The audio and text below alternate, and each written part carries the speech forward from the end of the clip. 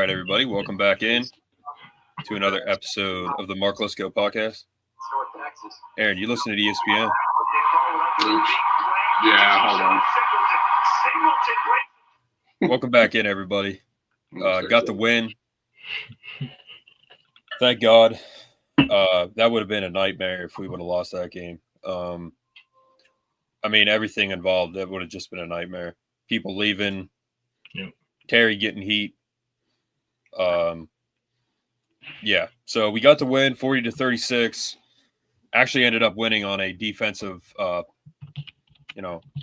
turnover, 6 points. So it ended well. But overall it was a pretty frustrating game. It was an entertaining game. It was a good game to watch, really. If you're a fan of any team but Penn State or Rutgers, you love that game. Yeah.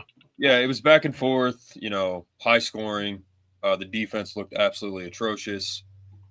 The defense, that's on Jim Knowles. That's not on Terry. But can you apologize for defamation of my name? I am a great coach. Official James Franklin is in the chat. So, Brett, what did you think of the game? It started out not great. Obviously, Rutgers went right down and scored, and it was kind of like flashback PTSD from the UCLA game. Somebody commented about that, and that might have been worse or just as bad as UCLA game for the defensive side. Thank God for Katron Allen, guys, because if we didn't have him, we don't win this game. We don't win any game this year at all, other than the first 3 games, because anybody can dog walk them. Singleton's been he's been good the last couple games, so shout out to him. He had a good game. He didn't have that many carries, but he had a good average for sure. Katron, 22 carries, 226 yards. That's just insane. Andrew Rapp had a killer game. Rapp's been killing it in the blocking game and the receiving game. Grunk, 17 for 21, 209, and a tutty. We'll take that from Grunk. That's all he's asked to do, right? So, he's asked to do that, and he does it. So, hats off to him. Jim Knowles, no thank you for your service. That's what I put in the chat, because he's holy cow. And not all of it was his fault, over pursuit on the D-line or just missed tackles in the backfield all day. You can't, I saw Zakee Wheatley cleaning up some tackles, just bad football on that side of the ball, right? So, I could have had my first heart attack tonight, but I ended up not having it. So I'm grateful that we got the win. A defensive play from heaven. It just, right? There's no way, our defense looked like crap all game. Ethan Kalak Manis, whatever you say his name, freaking just the ball slips out of his hand. I thought he threw it forward and it was we hit it, right? I thought it was incomplete. No, it straight up fell out of his hand. So just a lucky play. Amari Campbell picking it up and taking it to the house was, smart move on him. He had a pretty solid game overall. But yeah, not good enough for Penn State, but good enough to get the job done and get the W. But that was not Penn State football. Last week was, this was not. So defensively, anyways. Offense was fine. You have to obviously account everything with this game. The offense, they scored 40 points. That's 33. Huh? 33. The team scored. Yeah. The team scored 40 points. I don't know. The offense, I thought, pretty much did everything they can, man. The defense really, really let us down. Until the end when they got the turnover. But, I don't know. I don't know, man. It's a win. Terry Smith deserves the win. The team deserves the win. We're going to a bowl. It was just it was just I don't know.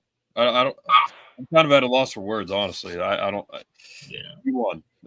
We won. We should have won way more convincingly, and it should not down to the last minute, but Sure. so I'm blocking the OH. Yeah.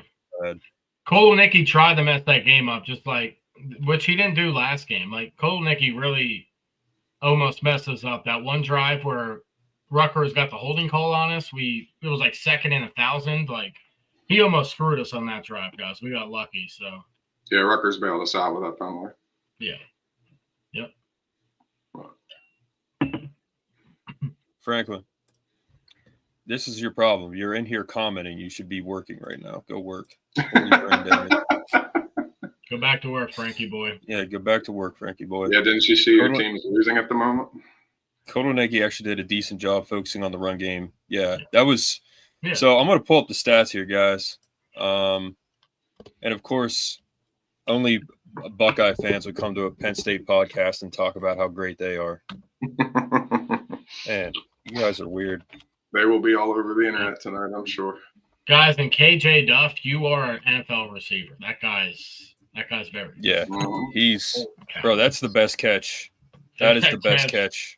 It was impressive. All year. I mean, it has to be the best catch all year. That was now Odell Beckham, he made one catch and then he was the greatest thing ever for like 5 years. But that was close to that, you know. Yeah, it was a similar kind of catch.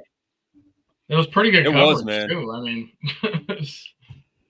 well, yeah, that's the thing. I thought it was going to be a flag, to be honest with you, because he was all over him. Was that pass interference or no? Was it like they were both? If you look at it, they were both fighting each other. There was a lot of they were both handing each other there. I think it was fine that they just let it be what it was. Yeah. Davian jumped too soon. That's what happened. We know you guys are glad Knowles left. We know. Let's move on to something else. How about that? Yeah. All right. So stats wise, guys. Dude. They had 3 touchdowns. Kakmanis, whatever his name is. He needs to be like me. Shorten your last name so everyone can say it right. Kaliakmanis, that's how you say it. Kaliakmanis. Can you imagine if my full last name was the title of this podcast? People probably wouldn't listen to it just because of that. Like I can't pronounce that. But he had 3 TDs. Grunk did pretty good. 17 for 21, 209 yards. They kept him upright most of the game, if I'm not mistaken. Katron, 3 sacks. Dude, Katron is like he's not human, man. 226 yards, like that's insane. 10.3 yards a carry. 1 touchdown. Nick Singleton 2 touchdowns, 86 yards. Grunkmeyer minus 11. Rapp leading receiver. Trevor, Devontae. I like that they distribute the ball around the field. They use all their weapons. Like that is a simplified, common sense offense that we've wanted for so long. Yep. Block that piece of garbage. All right, I probably will. Yeah, piece of crap. Who? Official James Franklin? No, Jerry Sandusky rocks. Like, what are we? Oh, where's that? I didn't see it. Terrible. What are we doing? Do you think you can get work release? So, I don't know. Overall, man, like Amari Campbell had a game, 14 tackles. Yep, he was a busy Jet man. Elad had 11. 1 sack for Rutgers, 3 sacks for Penn State. Yeah. I don't know. Again, we got the win. I really don't know what to say, man. I'm just I honestly, the season is like over, and I'm so glad. Just mentally drained of this whole dumpster fire this season was. So, but it got better.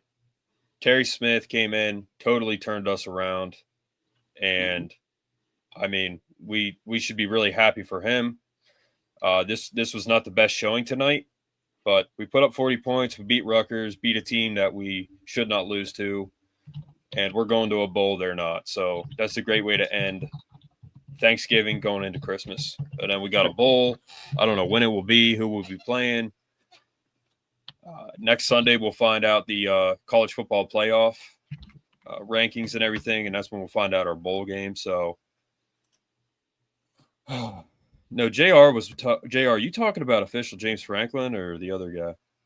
No matter who the next coach is, Knowles needs to go 100%. Typical Ohio State fans talk when they lose.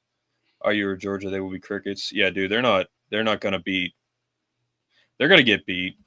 They have played nobody. In my opinion, they've played nobody. They've been down 6-0 once all year. And they'll say it's because how great they are, but no. You face no adversity. I don't know. What do you guys think? What do you guys think about Ohio State? I'll be the first to say that I'm no fan of Ohio State for obvious reasons. They are number one, though. Yeah, I will talk real football. They're number one for a reason. They have been convincing in all of their games. And, the Texas win was not nothing. It wasn't super outstanding. And it was just, it's a week one. I always kind of throw my hands up at week one game. But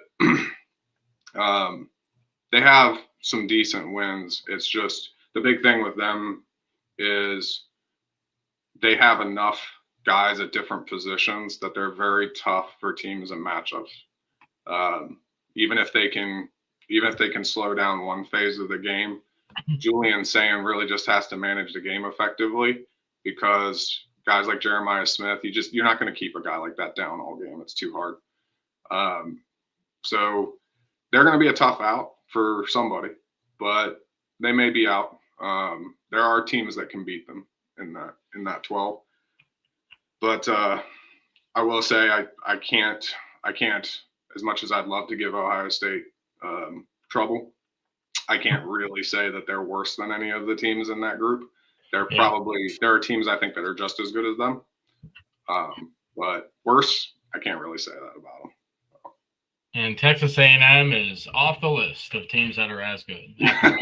That's definitely, yeah. I was never fully sold on A&M. Not that I thought they were bad or anything. I thought they were very good. They were good. Well, I will. Oh, go ahead. No, when you look at their schedule, if you talk about teams that were coasting given their conference, A&M kind of got lucky with their schedule pulled in the SEC. Now that's still they still improved a lot. Like Mike Elko still improved them a lot, but did they go from an 8-4 team to a national title team? I'm not really sold on that. I think they're better. I don't know if they're that good. Yeah. But yeah, guys. I mean, offensively, running game looked. I mean, the running game has looked insanely good. Unrecognizable, as I said. These games happen, it's a back and forth. I don't care if it's Rutgers, it's a back and forth, it's on the road, it's cold. Yep. I mean, these games happen, I don't think we should overreact in a negative way, even though we should have blown them out, I think, in some form or fashion. Yeah. I don't think we should overreact. And again, it's a W. Grunk looked great. Katron looked great. Nick looked great. Yep. Amari Campbell looked great, and we beat Rutgers. I mean, if they are literally the little redheaded step cousin. That's literally what Rutgers is. Maryland's little brother. The offense works, right? Since Terry took over, the offense started working.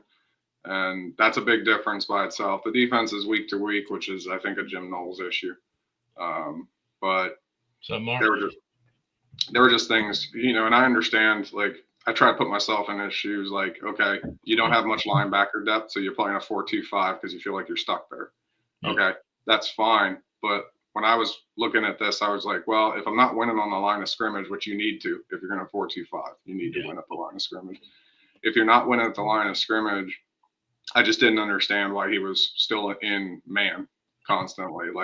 If it's me, I know people don't like zone blitz, but what zone blitz lets me do is it lets me disguise my hats, right? All Rutgers was doing was just, they were looking at where your hats were, where they had numbers, and they went at wherever they had numbers. And since you're in man, all I have to do to figure out if I have numbers is do a little motion. And now I know, oh, you're in man. So I've got 6 over here and 3 over here, whatever. So they were just doing that over and over. If you do some zone blitz in your 4-2-5, it disguises where you're coming from, and it makes it very hard for them to know where your hat count's actually going to be on the play snap. happened. So I just don't understand why he was just living in that man the whole game. It just didn't make sense to me. There was definitely a lack of adjustments on the defensive side. The offense still ran mind-bogglingly dumb plays on let's instead of throwing to an open running back who's standing in the end zone, let's turn around and throw it to a tackle on the other side of the field at the goal line. And then let's bring another tackle back as a fullback and just make him run farther just to block what he would have already done anyway. So it's like, what are we doing, man? If they do that in the bowl game and we lose, I swear, dude. Like, yeah, most of the offensive play calling wasn't terrible, but there was a couple of times like that third down at the end of the game, the second and third down, they ran a power zero where they pulled that tackle, like you said, back as the fullback in the power zero. And they did the same play on like second down. They did it. They got maybe 2-3 yards, but then they literally did the exact same play on the very next play. Like they literally had time, like 45, 50 seconds to call a play. They called the identical play. And I was kind of like, what was that for? That's Kolonicky for you, man. Drives me nuts. Yeah, very strange. Very strange. Yep. I mean, I've said it and I'll say it again. I think this roster plays in the bowl game. I don't know why. I mean, Chris made the point the other night. He was like, who would sit out and why? Like, no one. Who's going to be a first round pick on this team? DDS. I mean, it's like no one's a lock. You know what I mean? Because of the way the season went.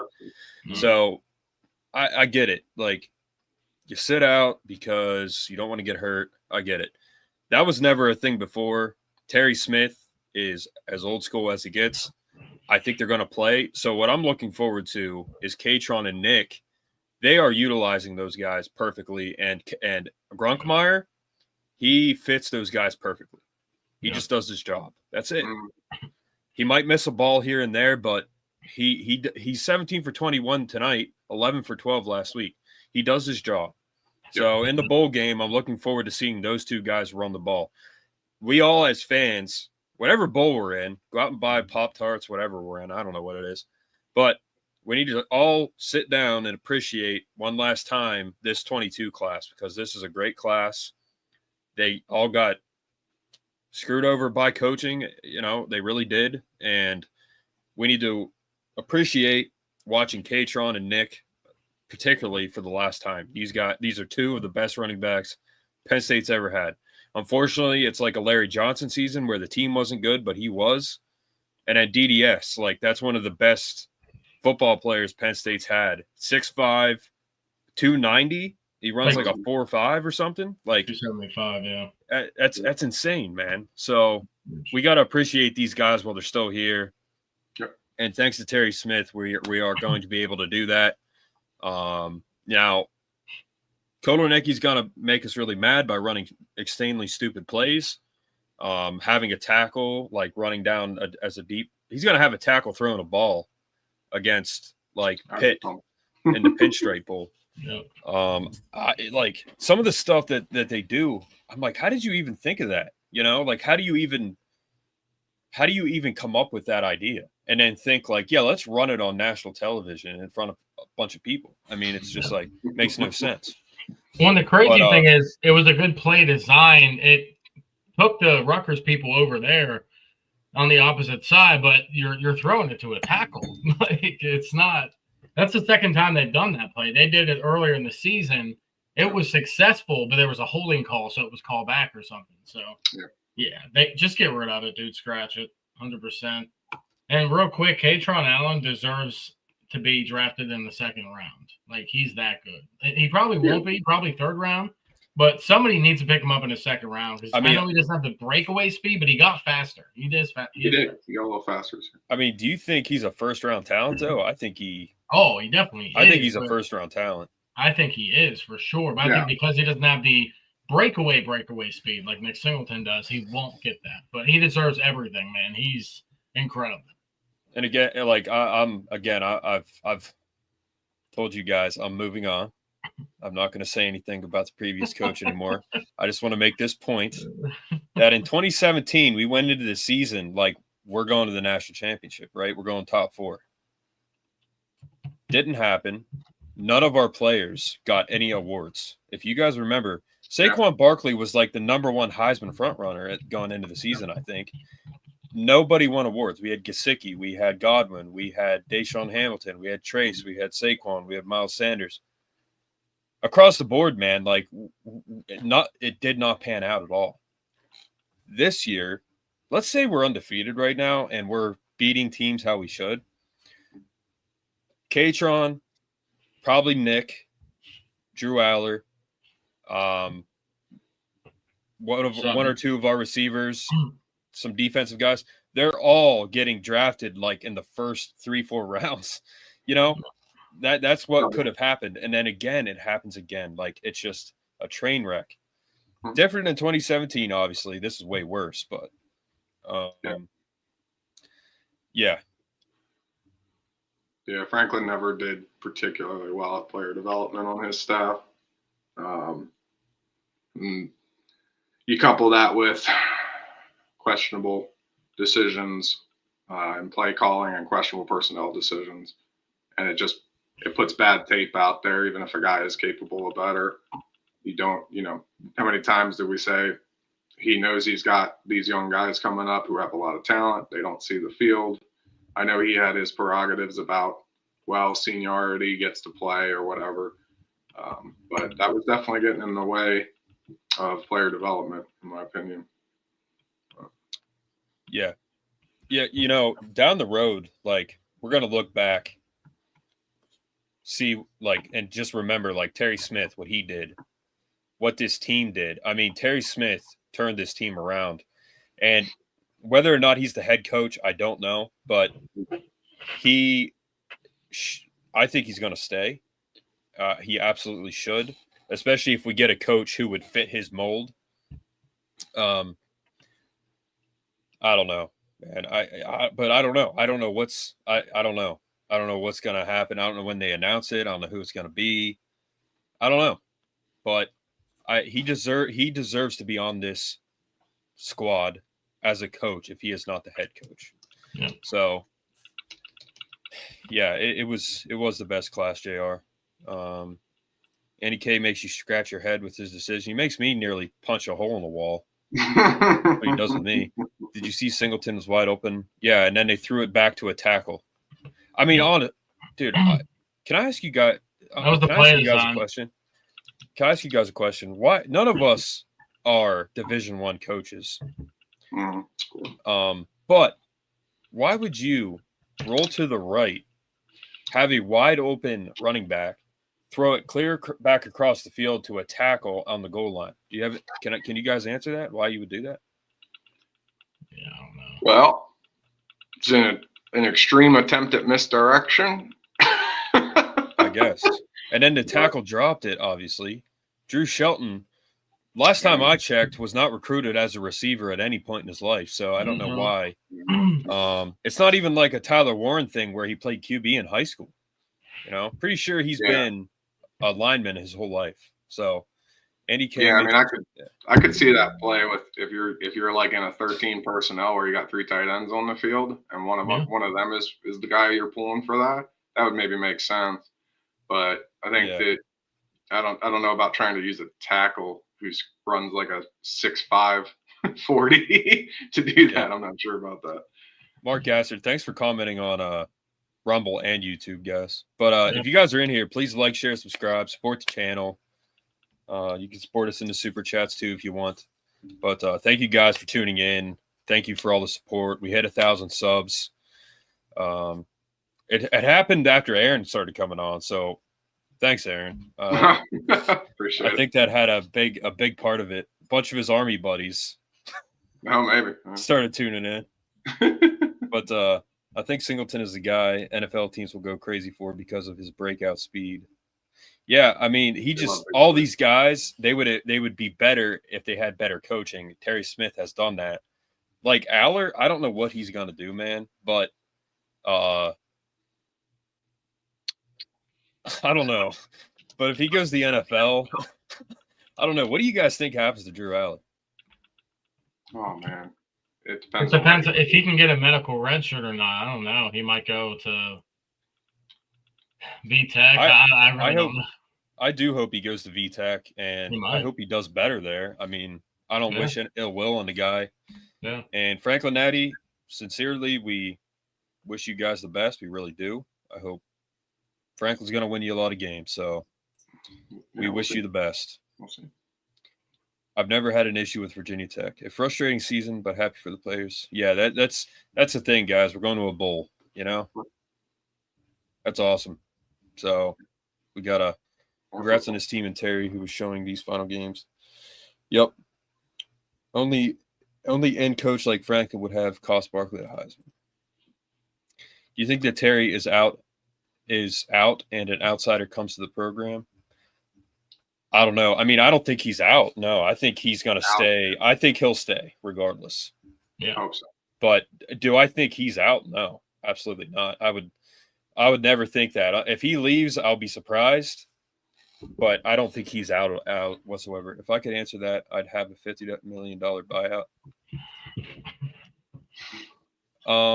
Mark, I love your passion regarding play calling. I will have to ask my son, who is a grad assistant at Gardner-Webb University. Cool. Thanks, Mark. I hope that we play our little brother in a bowl game this year. Go Panthers. That's the first time Pitt's been on there. That's funny. What's up, Pitt? That's Welcome. a good. That's an oxymoron, by the way. But you just said. Is that a Greg Cogden? Is that who that is? I don't know. The best in PA will go to Pitt. When's that starting? Now that Franklin is there, I'm excited. Once I saw a bowl projection versus y'all. Yeah, please beat VT. Yeah. This victory will be great for recruiting. Oh, for you guys? Not the Pittsburgh side of the state. Terry Smith's got that on a lot, buddy. Sorry. Yeah. But Terry Smith locked down Pittsburgh a long Terry time. Smith owns your whole city and state. Buckeye fan here, not trolling. I've been following your coaching search, especially once Heartline was mentioned. Yeah. Okay. Hey, you don't have to say you're not trolling, man. Just don't troll and you're good. We don't care if you're any fan. We got Pitt in here right now. You guys thanks can for be stopping by, Sean. Like and subscribe, guys. Make sure. Yeah, you guys can be a fan of anybody. Just don't say stupid stuff. Any good fan of the game, man. Yeah. We just so happen to be. I've been trying to get Mr. Bucknuts on here. I don't care who you are. If you want to come on and talk ball, be respectful, then we'll do it. Mm-hmm. We both lost to Notre Dame, so we're in the same spot. Different season, bud. Yeah, yours was a little bit different than our loss, so. Not how that works. Thanks, JR. Appreciate it, man. Thanks. Congrats on 1,000 subs. Some NFL front office will fall in love with Drew. Yeah, so. That's the thing. Like, I think he just needs coaching, man. And I've said this before, guys, but it's the neck up for him. He has all the intangibles. I mean, but you have to remember who his coach was. It was the previous coach and Kotelnicki. I mean, and then you got Danny O'Brien, who dude, he's not. I don't know. I mean, I don't know. They're doing better with Gronk, but Drew Aller needed some solid coaching. That's it, and he didn't have it. And he got totally screwed, man. The thing with Aller was that should have been known about him from the beginning, because he didn't start playing quarterback until his sophomore or junior year of high school. You know, most of these guys that are 5-star recruits, they've been playing quarterback since they were 7, and they've been going to camps nonstop, you know. Yep. But he was a little behind on playing quarterback to begin with. Plus, I was just going to say Grunt got the revised offense. Drew never got that. So right, exactly. It's unlucky for him. Yep. Who is Pitt? The Penguins. That's who Pitt is. So I want to say this real quick, guys. You know, I made a video yesterday saying hire Terry Smith, and OJ McDovey and Coach Maurice Powell. They were on a podcast together, and OJ McDuffie, you guys know who I'm talking about, legend, said if they don't hire Terry Smith, I'm done with Penn State football. You know, listen, I get it. You guys are teammates. You guys are brothers. Yeah. From the gridiron. You guys are from Penn State. You guys played at Penn State. You're Joe Paterno products. You guys fully deserve to say your piece. But I'll say this. Again, I get it, but that kind of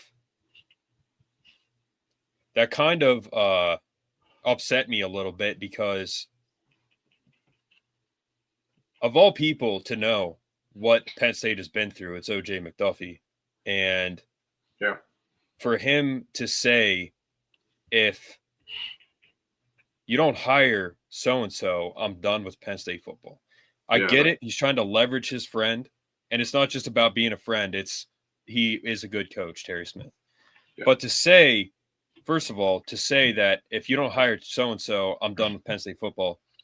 OJ, you remember when everything happened with Joe? He was fired. Okay?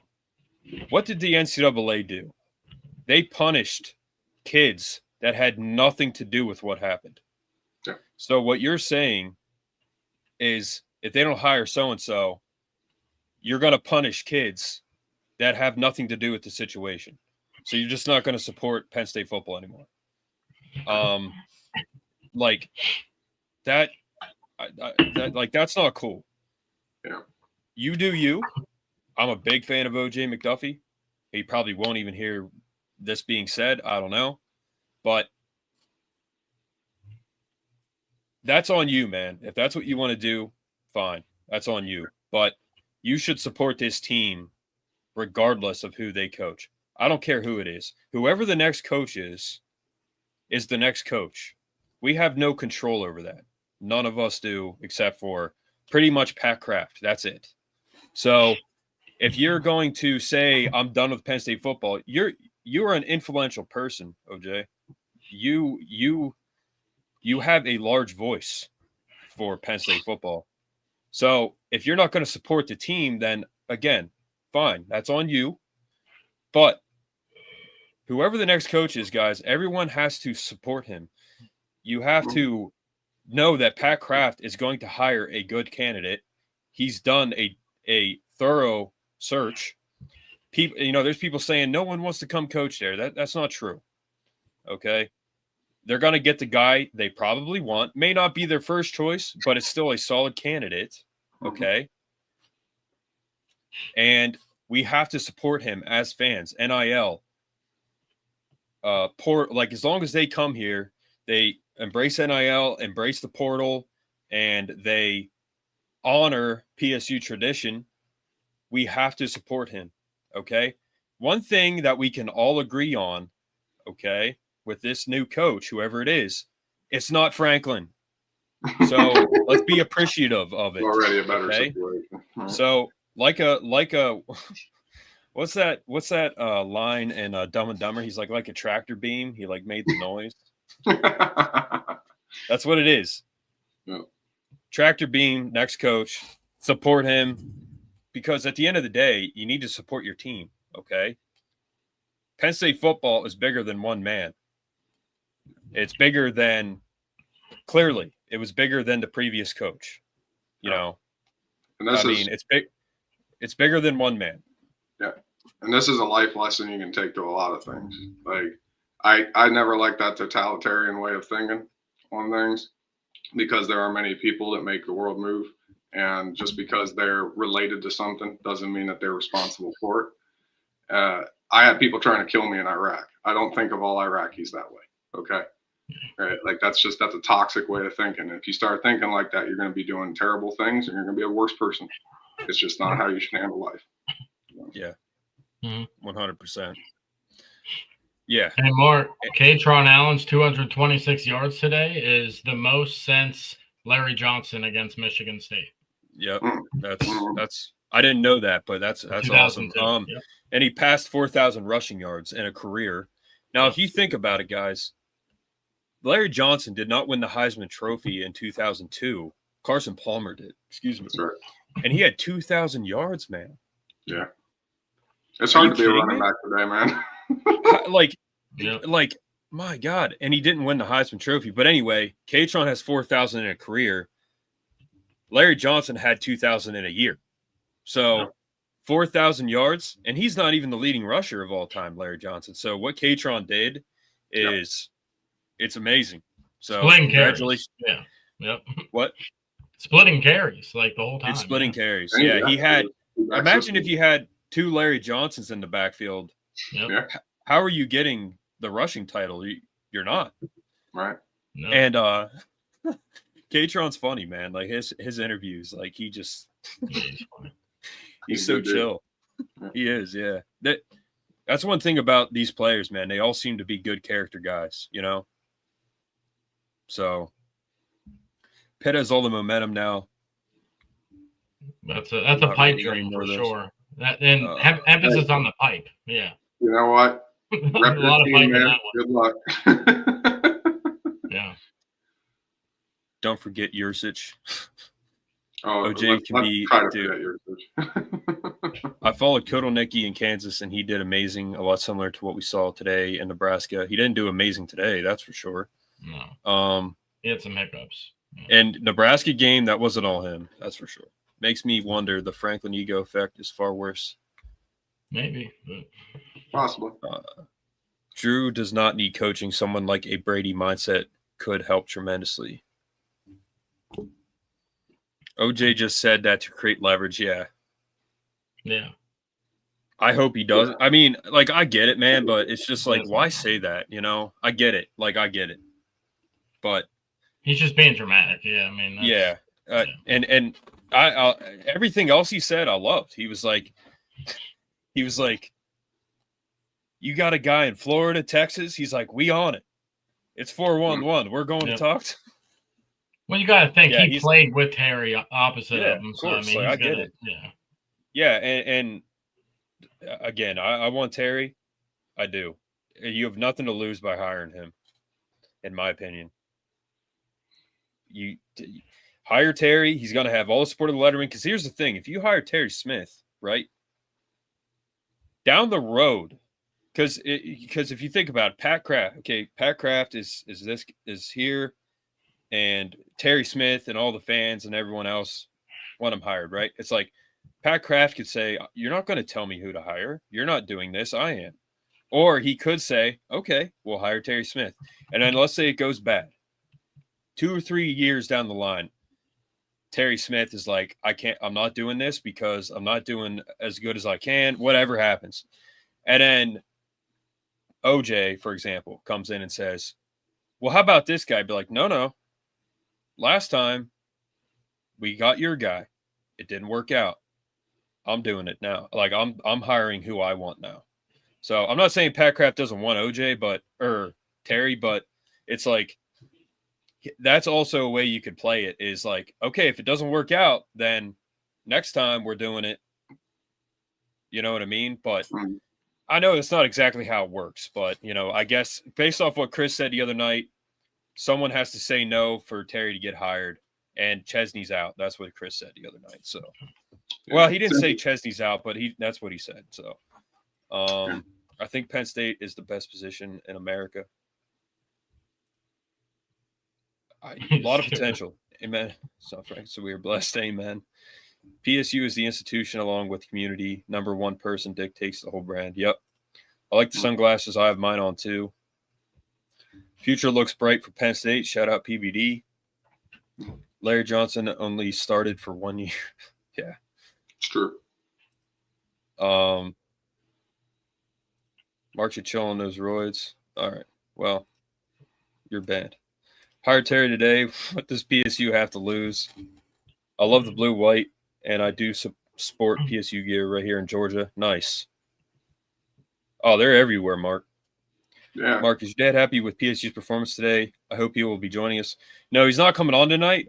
He went shopping with the ladies. So he was calling me today. I was talking to him. He was like, man, I got to find out where I can find – because he's shopping. It's Black Friday. They're shopping. They went and stayed somewhere. And he's like calling me. He's like, Buffalo. He's like, what's the place with all the TVs? I was like, well, Buffalo Wild Wings and Applebee's. He's like, all right. He's like, both of them are here. He's like, I'm going to go watch it in a bar. So I think he was trying to get away and watch the game. So I was like, well, it's your fault for going. Yeah. OJ is absolutely yes. Chris, welcome back on, man. Brett, you look like Sir Pico. Yeah. Who's that? I had to look that up, to be honest with you, man. I didn't know what that meant. But forget. yeah, my eyes are really bad. I got to get them checked out. Like, they hurt at night. So Oh, man. it's bad. Especially if they don't, whether or not they hire Terry Smith, if they don't show him due respect, then Kraft's getting an earful. That's for sure. Pat Kraft needs to smell the coffee and hire Terry Smith. Do we have idea yet of the mystery high profile? No, it doesn't matter. It seriously doesn't matter, honestly, because I don't know. It just, what's the point in guessing? You know, just at this point, let it go. Like, they'll be hired tomorrow, Monday, Tuesday, before September 5th, 2026. That's when they'll be hired. So between now and September, we'll know. Yeah. It's not a bad question. It's just like, I'm so sick of it, man. No, I hear you. It's fun to speculate, but sometimes it wears you out a little bit. Yeah. I mean, it's a little different. To be over at this point, right? I mean, it's a little different for like Brett and I, especially because we've been talking about it so much. Yeah. You know, and we stay in touch with people and we talk about it all the time, and it's just like, wait, serious? Does Kraft really understand the culture here? I don't know. I hope he does. I don't know. What do you think, JR? I love your dad. He's a great mind. Thank you. Yeah, he's not here. No, he's not here. PSU is a brand that will not die. Mark Sr., the ladies' man. Mm-hmm. I'm old. Where I'm from, we called Buffalo Wild Wings BW3. Yeah, we call it B-Dubs. B-Dubs, yeah. B-Dubs. That's one of my favorite places to go. Kraft made it clear our new coach will embrace what we all know. Okay. There will be a groundswell of support from fans, alums, and donors. Our program will come back stronger than ever. Mark Sr. is a cool dude and understands. Thanks, guys. He likes coming on here. Pitt dominance. Riley's not the mystery man. Okay. That's Chris. Yep. Riley's not the mystery man. Yeah, that wouldn't make any sense, dude. Why would it be? Dude, Lincoln Riley does not. Well, that'd be a mystery, all right, but that wouldn't be the correct mystery man that Penn State would go after. Yeah, we're not in an episode of Scooby-Doo here, you know. It's not it's not Lincoln Riley. He would not be a good fit, man. I would not want him. No, like, not but here's the thing. You could say a good offensive mind, but what has he done at USC, bro? He had Caleb Williams, who that kid has one of the quickest releases in the NFL. He's a good quarterback. Yeah, and they're 9-3 right now. He beat the Steelers. They beat the Eagles. Look up the history of B. He's got superpowers out of his nail polish. That's how he gets it on his finger. Well, yeah, BW3s because it's Buffalo Wild Wings. So that's only 2 W's, though. Interesting. It's called BW3s. Stood over our player. That was a great moment. Showed you the grill. You remember that, Aaron? Wait, which one is this? Marcus Allen? Yeah. Living in the past is living in the past. Let it go, man. Let it go. that was a hell of a tackle, man. He hit him so hard. He smacked him. And dude, Marcus Allen was so good. He played for the Steelers, but he didn't do much for us. What did Lincoln do at OU? He develops QB. Yeah, he's a QB guy 100%, but he hasn't – what has he done at USC? Like, his offense, what has it done? You know, it's not the same. I'm going to be an advocate for a second. Yep. For Lincoln Riley. Here's what I'll say. Riley's problem has always been that he didn't value defense very highly. He is an offensive guy. Yep. He went – both schools he coached at when he got there had no semblance of defense, right? So you had Oklahoma in the Big 12 days where no one in the Big 12 knew how to play defense. Mm-hmm. And then you had USC who didn't know how to play defense either when he got there. What I did see with him the last couple of years is he does seem to be getting it more now, and his teams are getting better. Like, their defense has moved up about 20 spots a year continuously. So they're getting better over there. Yeah. If you bring a guy like that, well, I don't necessarily think he's a culture fit for Penn State. What I do think is if you gave Pat Riley, or I'm sorry, not Pat Riley, if you gave Lincoln Riley a top 40 defense, who would you favor against him in a game? That's the way I kind of think of it. And it's like, I thought through it, and I'm like, I don't know that I favor anybody against him with a top 40 or better defense, just because of how good he is offensively. Like, he's a nightmare offensively. So I could see it working, and I could see him looking at Penn State and going, you know what? If I was a coach over there where they play good defense, I probably have 2 natties right now. Right. So I could see where the appeal could exist. Now, Right. I don't know that he's a culture fit. Yeah, that's what I mean. Yeah. He's one of the best minds in the game, 100%. Like and his resume speaks for itself. Whether what I think or what I don't think doesn't matter. His resume, he has how many Heisman trophies under his belt? Baker, Kyler, Caleb. Who else? He just missed with Jalen Hurts. Jalen Hurts was a runner-up, but that was only because a certain someone threw 60 touchdowns that year, so there was no way he was getting by that. Mm-hmm. And then he had a near miss with somebody else too. I can't remember who it was. It might have been another quarterback at OU. I don't remember, but I'd have to look that one up. Well, Josh Heupel, he was Oklahoma quarterback. I think some people forget that they won a national title, right? With Josh Heupel. Was he? And he might have been. It was Josh Heupel and who was the coach? Stoops. What's his first name? Mark or Bob? Bob Stoops, right? Bob Stoops. I can't remember where they were then, but Josh Heupel got mollywopped today by Vanderbilt, which is very odd, but yeah. Yeah, as a player at Oklahoma, he was in a national title, 2001. Yeah. Yeah, you know what's funny? They always show Pavia's mom like in the stands, like hammered. They're like, "Oh, look, there's Pavia's mom." I bet she's hilarious. Oh, absolutely. But she's like slosh, man. She's slosh. Yeah, she is. She's usually slosh. Pitt needs to be protected. Rivalry. I absolutely agree with that. Yeah, yes. 100%.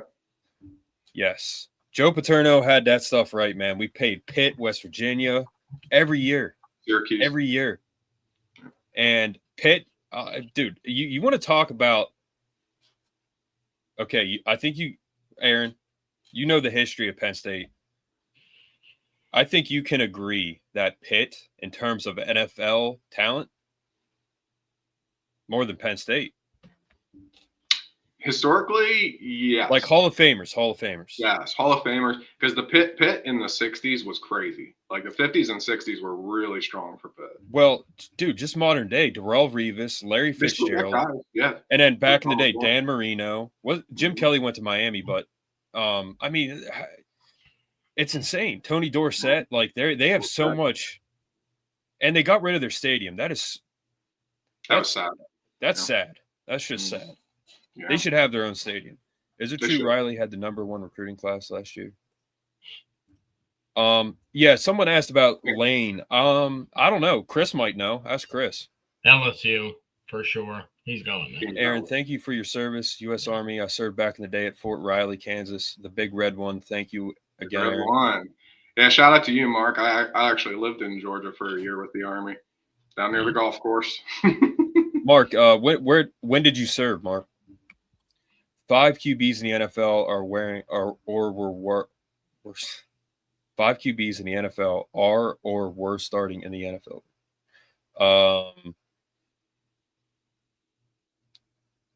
You talking about something? Riley or when do you think we'll have a coach? Yeah, I think he's talking about Riley. Hey guys, keep talking. Keep reading the comments. I gotta take a phone call.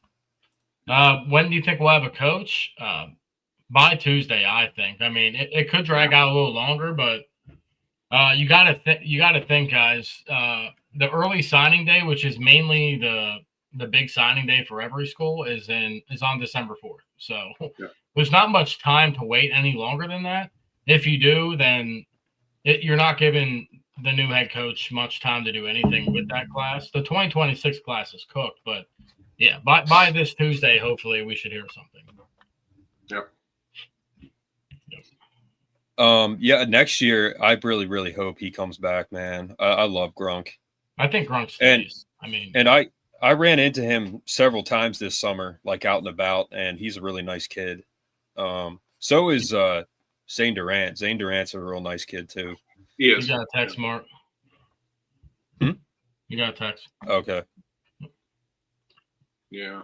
All right. Chris is coming on. Talk about Lane Kiffin, maybe. Talk Lane Kevin. Oh, man. If anybody would know, it's him, man.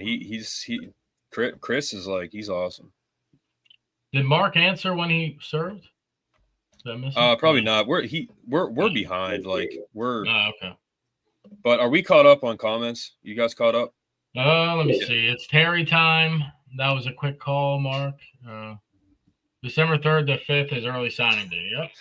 It was a quick call. Yeah, it was me picking up and saying, "Hey, I'm live." Virginia is up 14-0 on Virginia Tech. Yeah. Greetings, JR.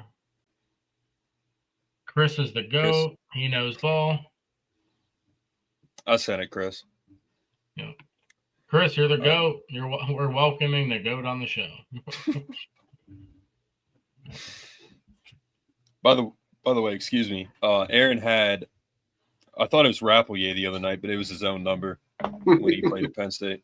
It was 87. Yeah. Dude, Rapp's gonna stay. He's gonna be a beast next year. Hey, Reynolds needs to figure it out. I'll say this about and we'll get into the defense and the offense, guys. But we're just kind of talking ball right now. Defense. All right. So I want to say this about Lane Kiffin. Like, dude, Lane Kiffin, I like Lane Kiffin, man. His dad's a legend. What's up, Chris? Hey, what's going on, fellas? What's up, Chris? I didn't want to interrupt you guys were talking. But... Oh, no, you're good, man. You have some news, or you just want to talk ball? No, well, like, first of all right, I'll just get this out of the way. I mean, I'm not saying this to try to, like, dangle a hook in front of anybody or tease anybody. I know who the mystery coach is. Somebody told me in confidence, and I swore to him I would not disclose it, and I won't. I will never break this guy's trust. He's a good friend. He's very connected. But I do know who the mystery coach is. Not sure. It's like 50-50 right now. I don't know if it's going to be this guy for sure, but I know who it is. And I will not break this guy's trust. I will not disclose it. And there's a reason for that. There's a reason why this mystery candidate is being kept very, very quiet. And once this is all said and done, and he either gets the job or doesn't, you guys will understand why. And again, I'm not trying to tease anybody or bait anybody. It's not Lincoln Riley. I seen Zach Seiko talking about that just recently. I'm downstairs actually where I have some better Wi-Fi, and if I have to move, I'll move. But I'm actually in a better location now. But anyways, it's not Lincoln. It's not Lincoln Riley. It's not Lane Kiffin. Again, I don't want to come on here and tease you, but my sources have been pretty good. I will say this: I did a pre-recorded video just to prove while I was watching the Black Friday games yesterday, switching through the channels, saying, because there's all these trolls that will say, "Oh, he doesn't know anything" or whatever. You always get those assholes. So I did a pre-recorded video saying who it was, just wanted to prove I did know ahead of time. So, and yesterday I'll say I went on Kalshi yesterday. I put $100 on the guy. After I bet $100 on the guy, not even a half hour later, my portfolio was up to $1,000 I could have cashed out on. So he skyrocketed up the odds. I don't know who it's going to, for sure, if he's going to take the job, but. Do you think he's a good coach, Chris? I do think he's a good coach. Like this is what I'll say. He's a good coach. The stuff going out there when you heard people say a whale, like I don't, to me, he's not quite a whale. Like when you think of a whale of a coach, you're thinking the best right now. He might end up being a whale. You know what I mean? But when you think of a whale, you think Ryan Day, Marcus Freeman, Lane Kiffin. I don't know if he's quite that, but he's a very, very good coach. He's a well-known name. Fits a little bit different. So I'll move. People are saying my screen's foggy and all that. I don't know. Who cares? But, good Lord, man. It's okay. I'm trying, but definitely a very good coach. Fit is, when it's pretty much, I'm not a big Josh Pate fan, but when he said, you could give somebody 15 guesses, they probably wouldn't get it. He's right, and when he said not sure about the fit, you'll understand why he said that as well. I will say, though, something interesting. I've said this is a fluid situation a million times. Recently, today, there was an insider that came out and also said some connected sources that Penn State still feels confident they could possibly get Kalen DeBoer. He's very in play right now. Kalen DeBoer is not the mystery guy. He's not the mystery guy that I was told. But for someone to say, for this insider to say that really throws a good monkey wrench in things. It makes it really interesting. I don't know how Kalen DeBoer, if he wins today, could leave a playoff team. You know what I mean? Like, that would be a really bad look. Like, Lane Kiffin is going to be leaving because he was given an ultimatum that he had to. Like, Lane Kiffin couldn't stay stay through the playoffs and then be able to go accept the new job because his athletic director gave him an ultimatum. He had to make a definite decision after the Egg Bowl. So I don't know how, Kalen DeBoer is realistic, but if he makes the playoffs, but just want to throw that out there. There was a pretty good insider that said that. Well, he's a winning coach, man. This was just coming from my understanding in the Alabama camps. I keep an eye on those guys sometimes. It sounds like more than a few people have said DeBoer does not love how things are going there. Correct. Behind the scenes, it sounds like he's not jiving super well there. Yep. So that's exactly what I heard too. That's why there's still push there. And in the beginning, Nick Saban was holding his hand. Like, Nick Saban was getting recruits to come in. So yeah, he probably. I think you were doomed for that if you were going to Alabama and Saban's basically sitting as a GM there right now, right? Like he's effectively doing that. So holding his hand, that's diabolical. I don't know. It's interesting because, like, a lot of the insiders, when they were reaching out, like, even the national guys, like, not Pete Nakos, but the other guys on R3, Ari, and I forget the other guy that's like pretty high up on R3. I can't think of his name right now, but they said they did a video this past week or so about the job searches at Penn State. So let's just kill the Kalen DeBoer thing right now. And these are national guys that cover this. They said that from every single connection source they had on the Alabama side, they haven't heard a thing about about Kalen DeBoer wanting to leave, or they haven't heard anything about his potential leaving or him having issues at Bama.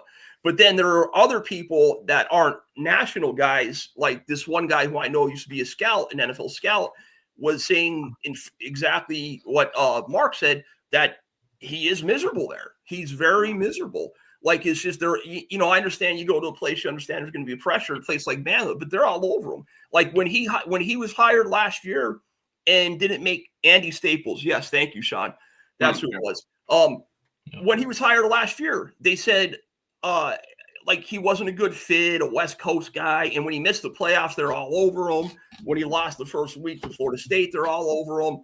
I mean, like, he was pissed off. They played Eastern Illinois last week. They beat them by 1,000,000 points, and their kicker missed an extra point or like a field goal, I guess.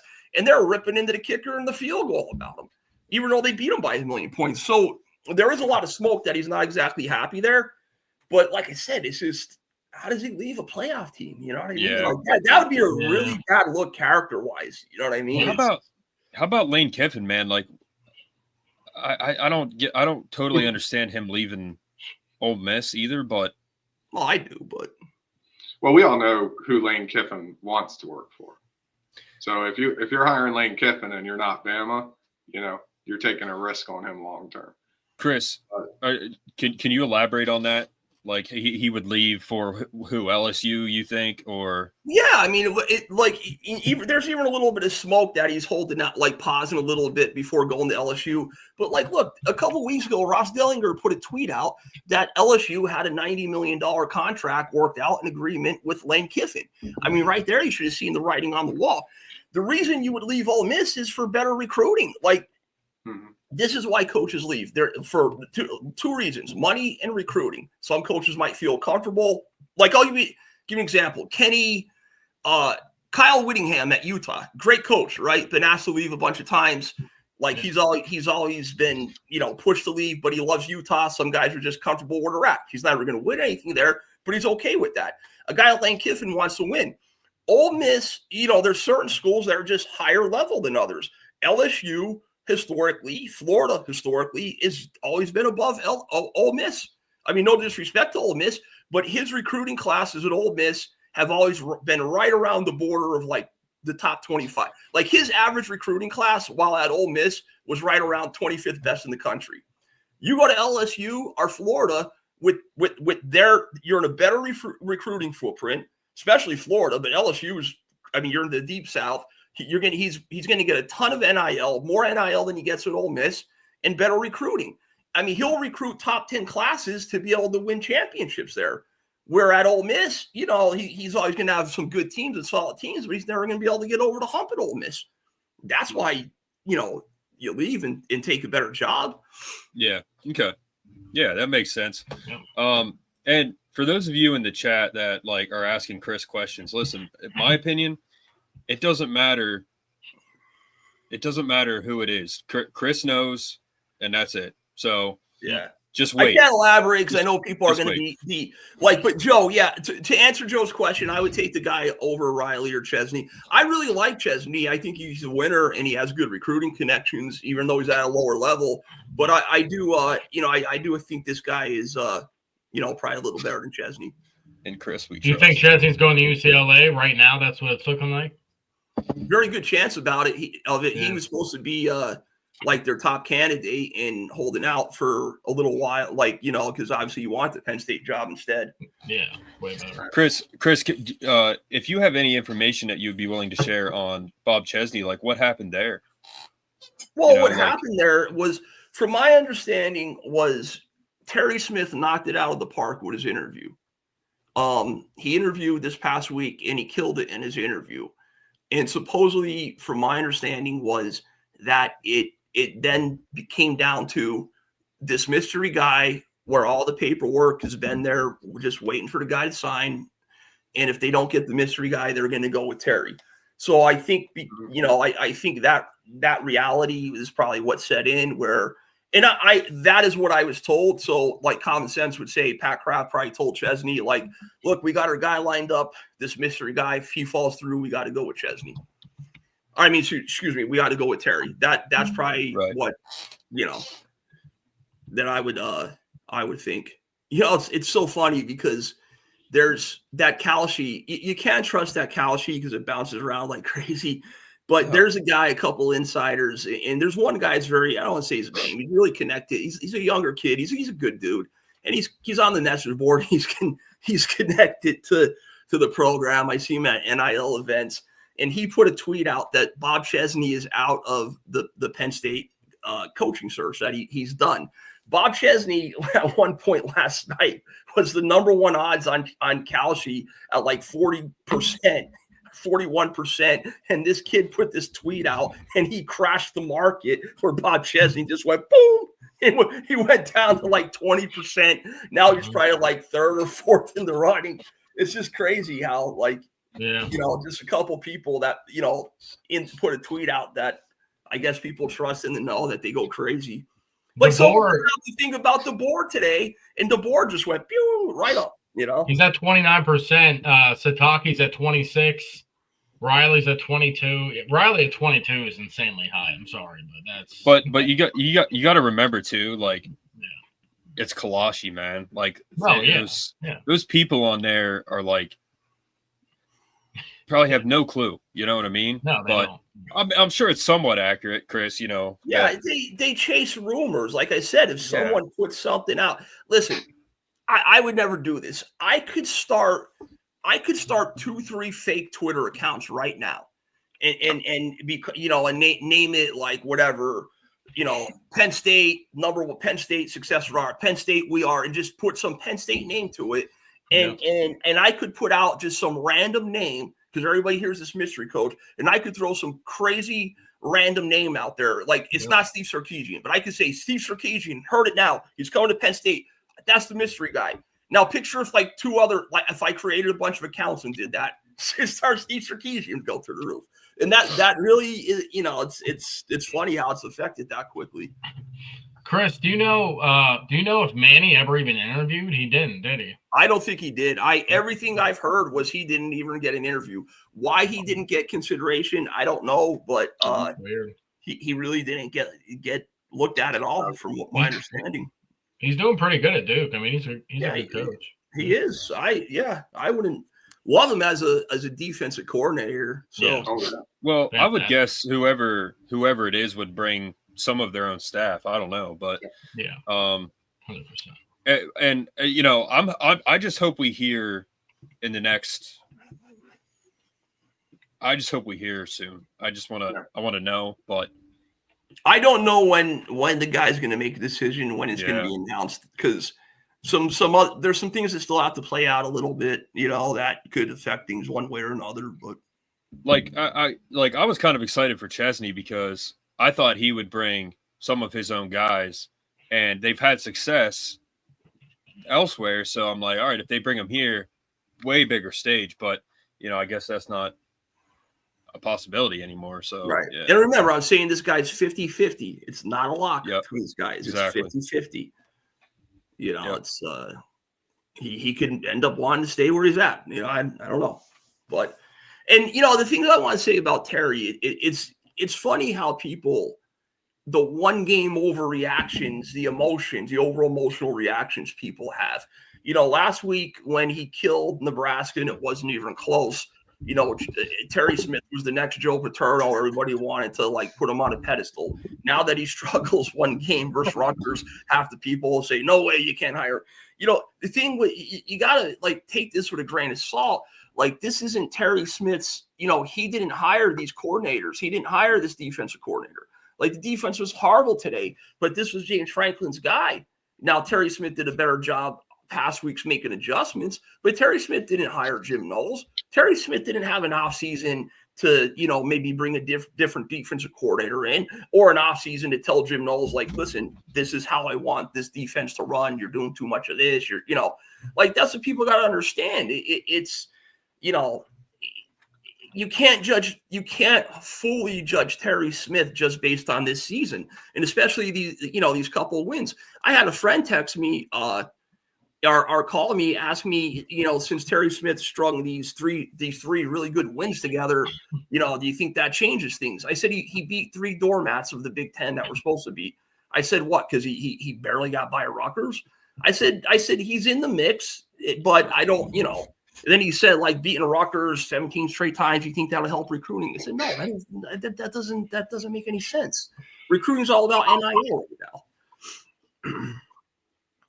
So, yeah, and like Chris just said, like,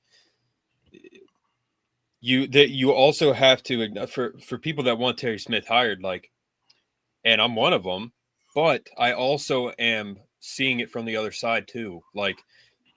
You know, tonight, like, there's certain things that have happened that I don't like.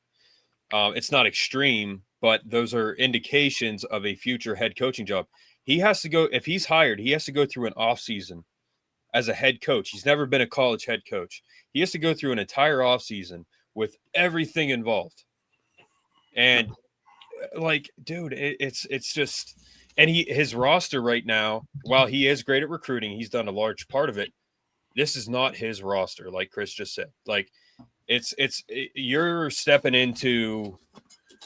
I'm not saying he wouldn't do a good job, but man, you're stepping into a whole new sandbox if you're becoming the head coach, man. Like, he has so much adrenaline right now, like 24/7. You know, who would have ever thought?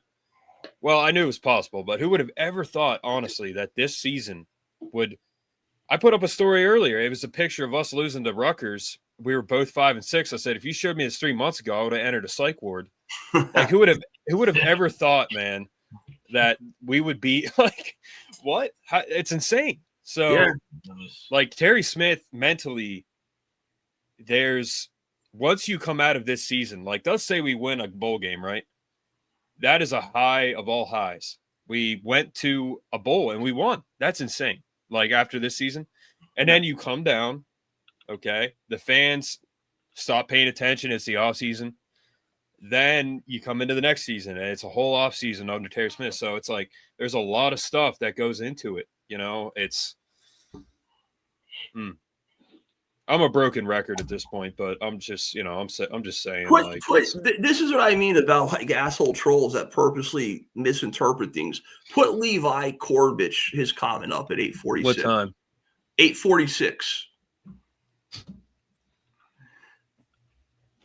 No, that's big. Oh, I'm sorry. Levi. So Levi, I've never said Terry Smith was a lock. And I'm pretty sure I spoke about this mystery guy on past episodes. Have I not, guys? Like, haven't I mentioned a mystery? Okay. Chris has never been definitive about anything on this show ever. So Nope. I've been, it's a fluid situation in a coaching search where there are certain guys with a pecking order, like Mike Elko, they're going after for a long time. And Mike Elko was the top target. Once Mike Elko said no, am I supposed to keep saying Mike Elko's a top target? Once Mike Elko for 2 weeks is a top target, then he's not a top target. Am I supposed to keep like, does that mean I'm wrong that Penn State, like, I didn't know I was talking about? No, Mike Elko's a top target. That's just an example. Okay. So what I'm trying to Levi, I've never said Terry Smith is definitively getting the job. I did say he did knock it out of the park with his interview, because he did. And what I did say on the past episode, if you listen, that it was Kalen DeBoer, mystery man, I'm pretty sure mystery man, or Terry Smith. And Bob Chesney was right up there. It was Bob Chesney, Terry Smith. Bob Chesney was right up there until he's not. That's like, this is what you guys don't understand about coaching searches. Like, because someone says something and it doesn't happen the way, you think it should, that doesn't mean the person's wrong.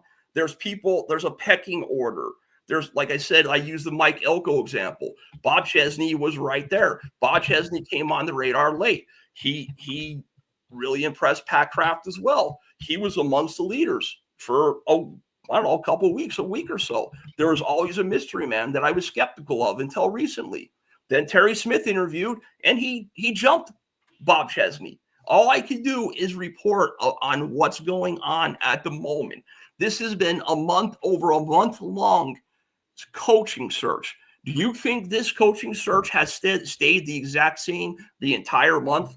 Do you think this entire month it was, here's our first guy, here's our second guy, here's our third guy, that's it? No, that's not how a coaching search works. So I never definitively said it was Terry Smith. I said Terry Smith did knock it out of the park with the interview. I said they are strongly considering Terry Smith. And if this mystery guy, or like a Kalen DeBoer, doesn't get the job, that it was going to go to Terry Smith. Yep. That's what I said. And so far, that's where it stands.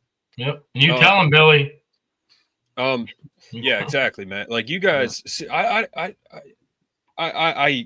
get it, because there's a lot of like a-holes that are involved in this kind of stuff, but what I don't understand all the negativity, honestly, like, especially for Chris. Like, yes, we should all thank Chris for giving us his info. First of all, the guy could charge money to give you guys this info. He could make a paywall and you'd have to pay him to listen to this info. Instead, he comes on here for free and he talks to me, Brett, you guys. Like, yeah, how about we just thank Chris? I mean, I'm not saying I can't ever be wrong, man. I just report what I hear. I put like two pretty good contacts. Like I said, I talked to the one. He gave me a text the other night. All I do is relay. Joe, could I answer Joe's question at 8:50 there? So, Joe, yes, the mystery head coach will absolutely embrace NIL, and I do believe the mystery head coach is good enough to win in that. You get the right. He's winning. He's doing a very good job winning now with lesser talent. I'll say that. And here's the thing with embracing NIL, and I mentioned this before, that was a big hang up with Pat Kraft. That was the tension between one of the tensions between Pat Kraft and James Franklin. Franklin didn't want to embrace NIL for recruiting. And Pat Kraft is adamant about spending. They have more money than they ever have. Whoever the new coach is, Pat Kraft is going to steer this NIL ship the right way. He's going to steer it the right way. Pat Kraft is actually going to be like half of a GM. Like I'm not saying they won't hire a GM, but I'm just saying what I love most about this with getting rid of Franklin is I now know that we will spend on recruiting, and this portal season is going to be crazy. Watch what we do in the portal, because they're going after this hard. Yeah, and I don't know if anybody thought this in here, but I don't mean in this chat. I mean chat boards. Like, people like go after Chris, and they were going after me, and it's like it's just so negative. Always get a few assholes because everybody thinks nobody knows her, and that's why I always come on and I try to say, listen, I'm not an insider. I just get tidbits every now and then, so maybe I'm like a junior insider. I don't try to claim anything I'm not. Where's okay, yeah, JR, this question. So that's if you want to put that back up real quick, JR. Which one? The one you just had up, JR. So that's a very good point. Jimmy Sexton is the agent for all these big coaches. All these big coaches. He was Franklin's agent, he's Kiffin's agent, he's DeBoer's agent, he's Riley's, just about every single big name coach. Jimmy Sexton is the agent, and he steers a lot of misdirection. He's Elko's agent. So, for example, I do believe Elko had some legit interest in coming here, but being he was undefeated going to the playoffs, that made it tough. Jimmy Sexton could use that information, with Texas A&M. Not that Texas A&M doesn't have money, wasn't going to get an extension, but they could use that. And Eli Drinkowitz, they could two candidates, Mike Elko, Eli Drinkowitz. Penn State wasn't going to hire Drink. He was always up there, but always like third or fourth place. Jimmy Sexton could go to Missouri. Listen, guys, Missouri, my guy's really looking at going to Penn State. He's only making, I don't know what he's making in Missouri, but say he's making $8 million. My guy's only making $7-8 million with you guys. Penn State's offering him $13 million. So unless you guys want to, up the ante a little bit, I'm going to steer my guy to Penn State. I got to do what's best for my client. He does that. Like from everything I've heard, the NFL scout that, has been an insider for a long time. He said that watch out for Jimmy Sexton steering these guys just to drive the price up. He's doing his job, and he does. So I hope that answers your question, JR, but he does do that. He controls the narrative with all these guys. There's nobody that controls this coaching search more than Jimmy Sexton. Not this coaching search, all of them across the country. Yeah, a lot of them. David K, thanks for this, the donation. Who was it before? JR, thank you, man. I already thanked you. Thomas, thank you, man. I appreciate it. Chris, he has a question for you there. Yeah, I don't think today changed anything because, like I said, they have their mystery.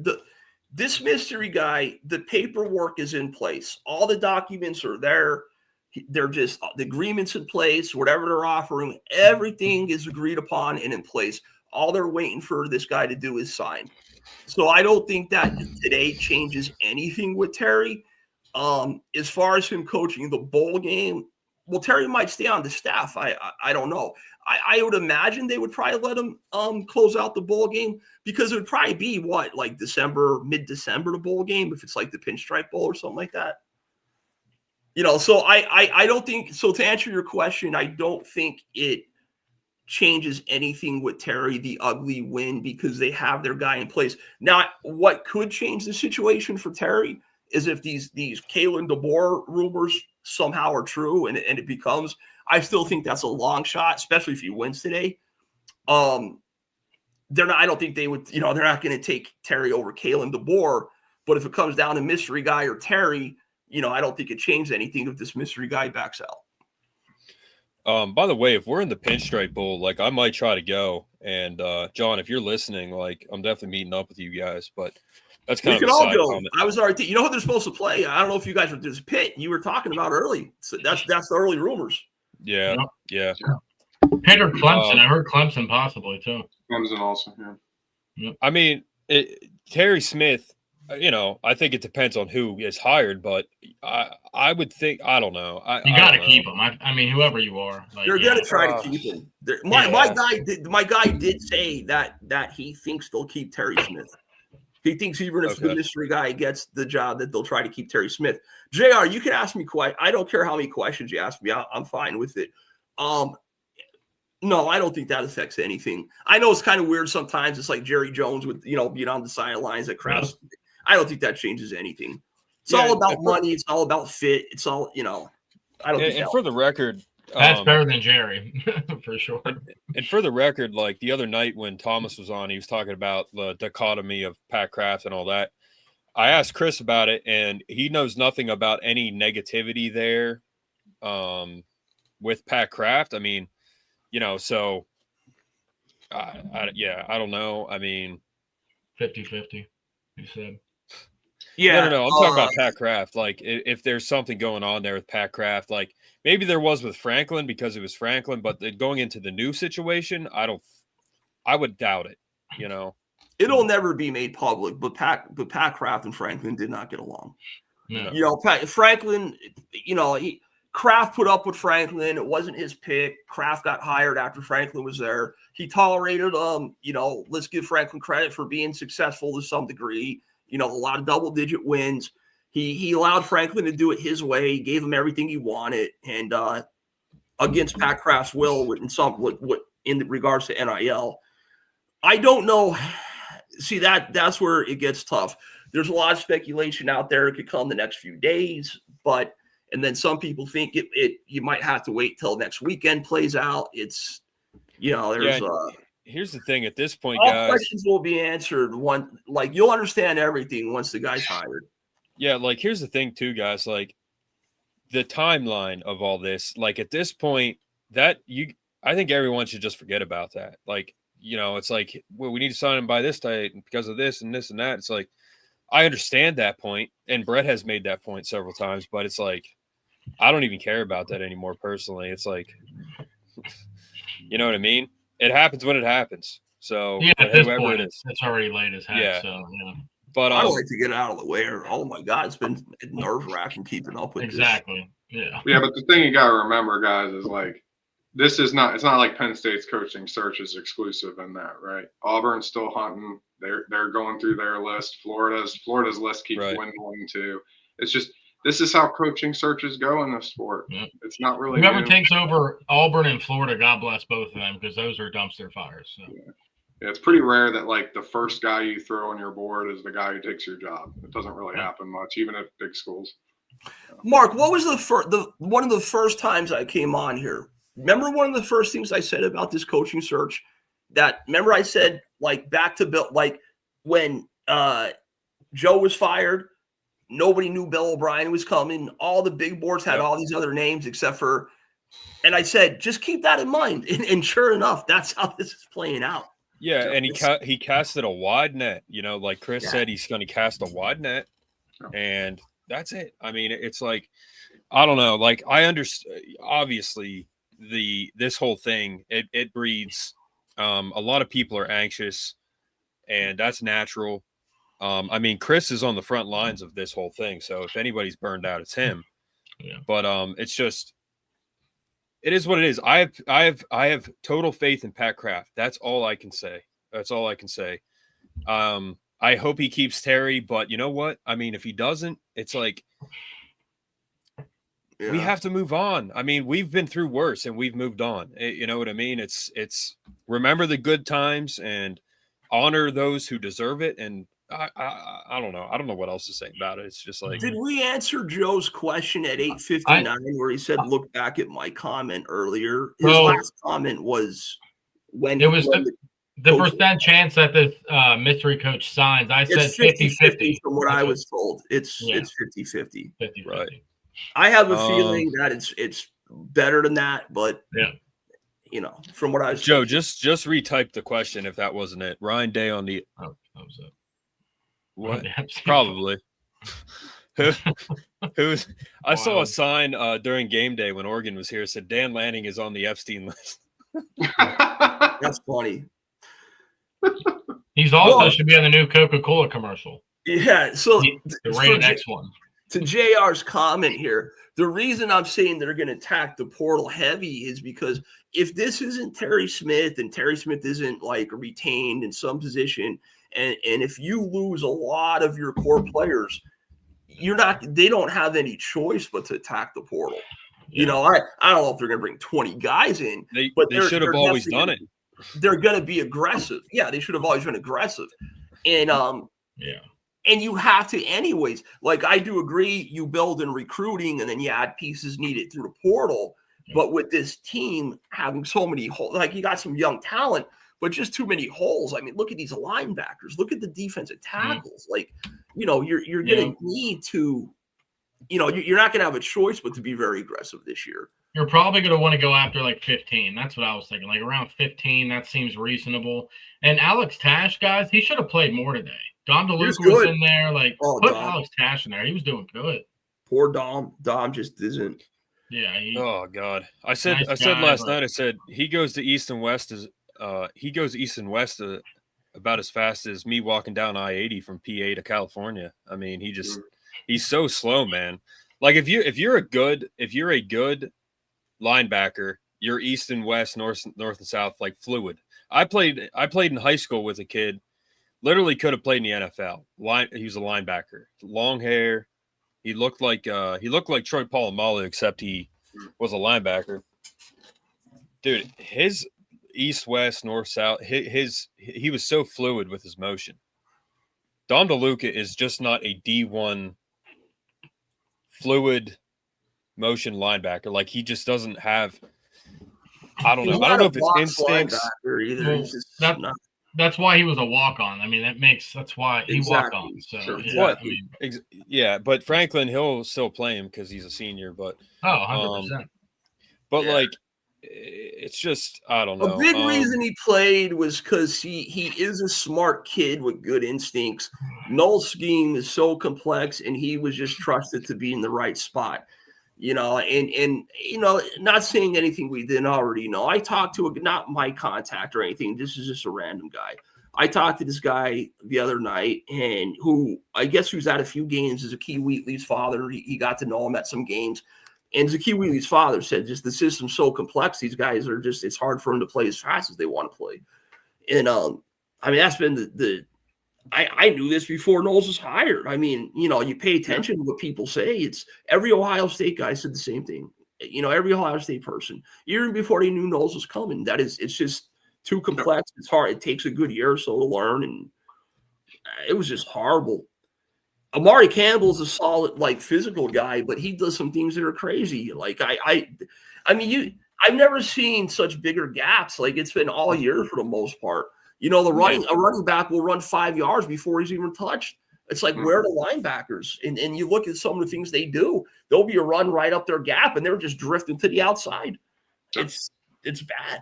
Yeah, some of the running holes tonight for our defense, it was like, I'm like, my God, how is that happening? It was all scheme. Yeah. But I just want to pull this up. This is Joe right now because he keeps asking questions. Hold on. I don't know that I think, Joe, that to answer that question is this is a tough, no nonsense guy. If it is this mystery guy, he has tough teams. He's a straight shooter. He'll hold people accountable. I mean, he's somebody I would probably want to play for him. You could say that about a lot of coaches, though. It depends on the staff he brings. You know what I mean? Like if he retains Terry and he retains certain people, and a big thing with recruiting and players in general, a really big thing is position coaches. They want to feel comfortable with their position coaches because the position coaches, they're the ones that are developing them. They're the ones who develop them to get to the next level. And obviously the scheme you're going to run, the offensive coordinator, defensive coordinator, the scheme you're going to run. I have no idea if this guy's hired, who he would bring. I don't know what his staff would look like. I don't know who. Obviously, I know he would probably try to keep Terry. Past that, I have no idea if he would try to bring coaches at his current school, if he would hire different coaches. I don't know. He did. I don't know. I'm trying to find something to send to you. What, is there something else?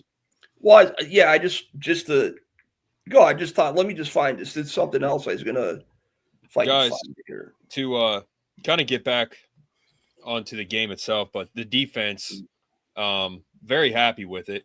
If you guys are still awake and able to talk about it. Oh yeah.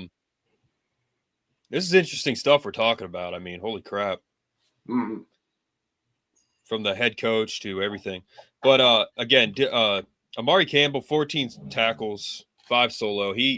Amari Campbell he's a dog. He is that guy. Mm-hmm. Yeah, he plays hard. Man, dude. He does, and he's a transfer, man. He left UNC to come here. Yep. Where's the green dot? Yeah, he's been. Yeah, that's. No, we know you're not being a jackass, JR. Amari Campbell, King Mack, bro, safety. Speaking of Marcus Allen, I remember against Temple, I think it was 2016 or 2015. He had like 22 tackles at free safety. Mm-hmm. You remember that?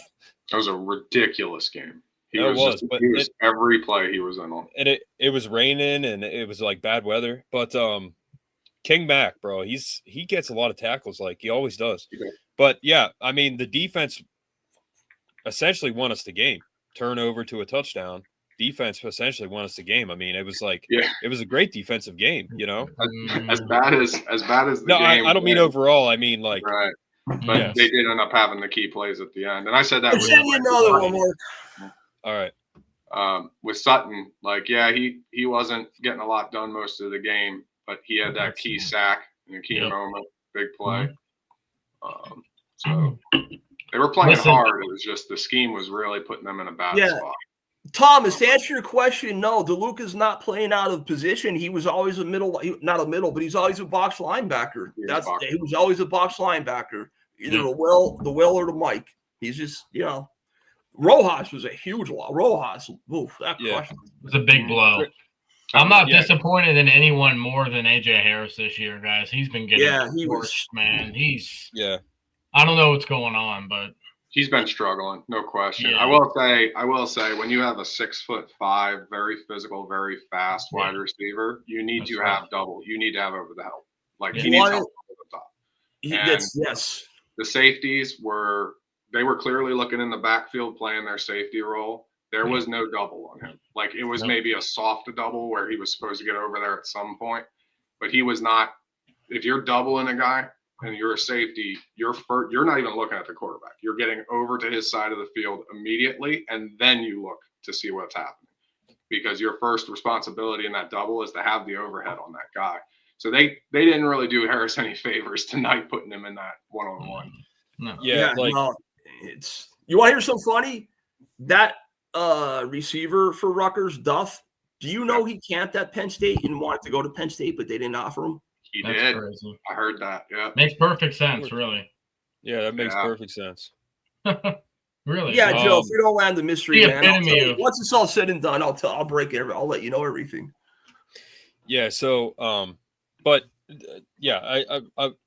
my greater, like I said before, like the defense was.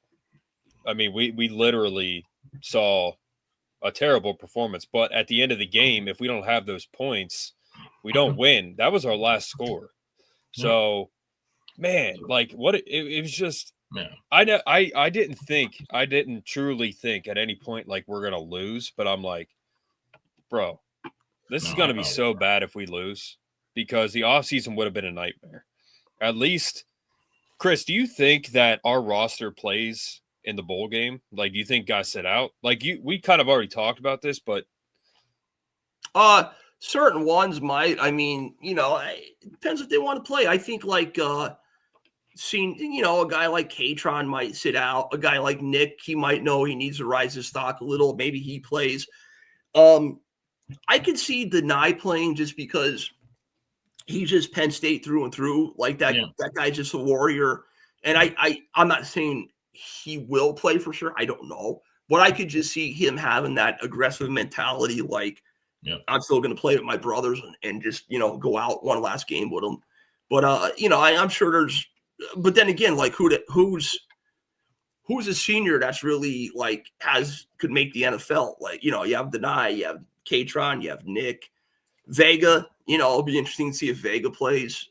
I don't know who else is out there. Rusi, does Rusi play? We'll see. Well, I would my one guess would be DDS, but again, like they're playing for Terry now, they're not playing for Franklin, who just lets them walk off. I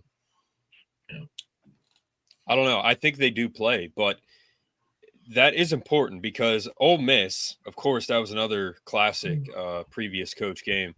But Ole Miss in the bowl game, like that was like Fashanu was out. Like there was guys out. Cam Miller, who was supposed to be like our guy last year, he was like our main defensive back in that game, and they just got smoked all day. Yeah, but Cam Miller sucked. I just hope that people stay in, especially this defense, and we can see them hopefully win. Like, I hope they play. I mean, DDS being out, that's a huge loss. That's one guy that I can think of. I don't think either running back sits out.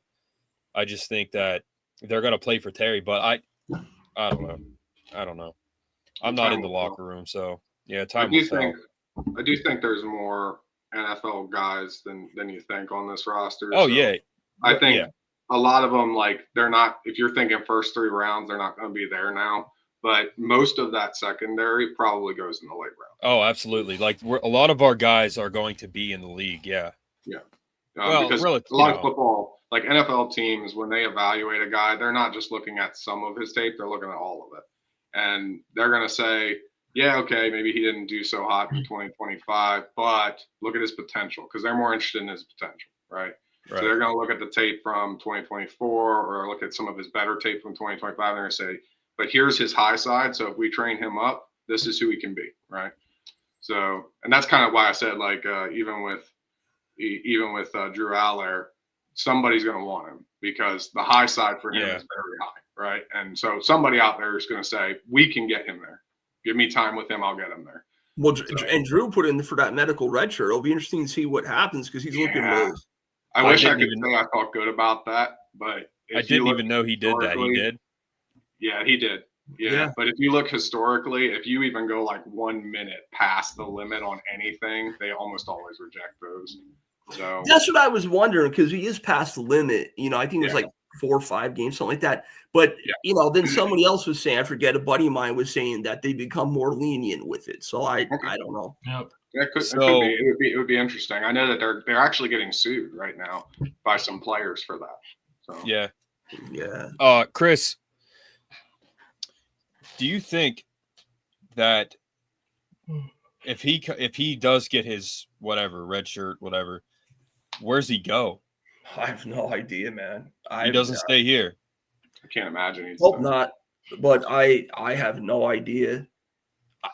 He would be smart to go to like a big, like a smart Big 12 school like that develops quarterbacks where like just one good year where he could light it up, where they play soft defenses, which I know kind of goes against the grain of, okay, now he's playing against poor defenses.